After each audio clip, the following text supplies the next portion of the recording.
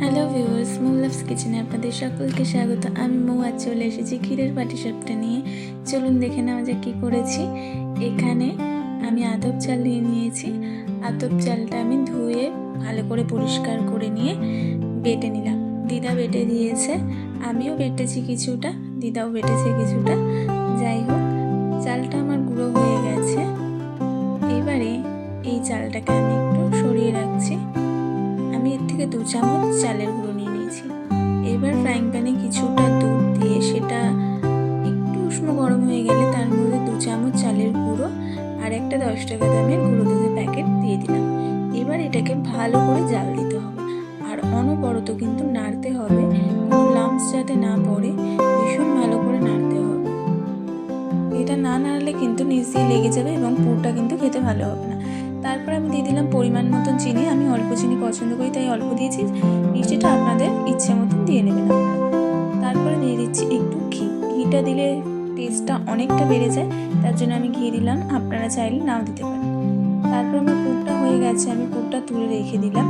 এবার আমি পাটিসাপটার ব্যাটারটা করে নেবো। এখানে চালের গুঁড়ো নিয়ে নিয়েছি আর দুধ দিয়ে দিয়েছি। এবার এটাকে ভালো করে ফেটিয়ে নিতে হবে।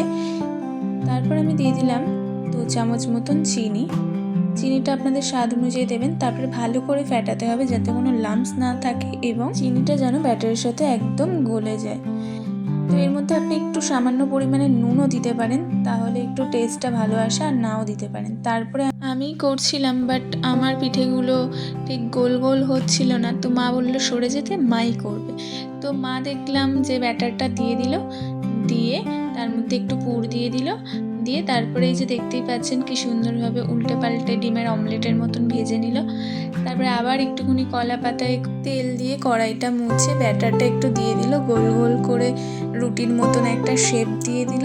তারপরে যখন একটু সিদ্ধ হয়ে যাবে রুটিটা, তার মধ্যে একটু পুর দিয়ে দিল। তারপরে আবার ডিমের অমলেটের মতন করে ভাজ করে করে তুলে নিল।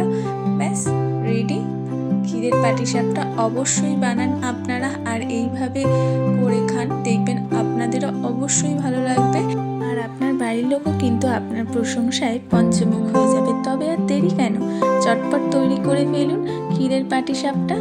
আমার রান্নাগুলি যদি আপনাদের ভালো লেগে থাকে তো প্লিজ প্লিজ প্লিজ আমার চ্যানেলটিকে লাইক, কমেন্ট, সাবস্ক্রাইব অবশ্যই করে নেবেন এবং পাশে থাকা বেল আইকনটি ক্লিক করে দেবেন যাতে আমি যখন নতুন ভিডিও ছাড়বো তার নোটিফিকেশন আপনাদের কাছে যেন আগে যায়।